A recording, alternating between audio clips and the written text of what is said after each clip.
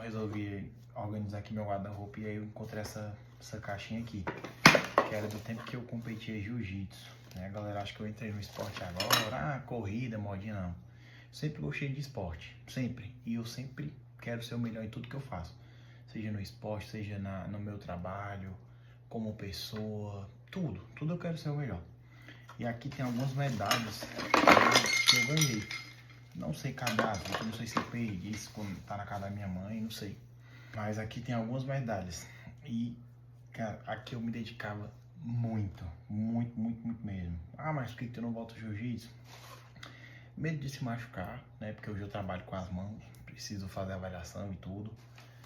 Mas, quem sabe um dia eu volte aí, né?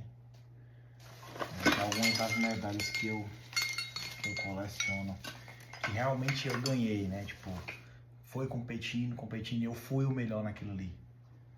Muito bom.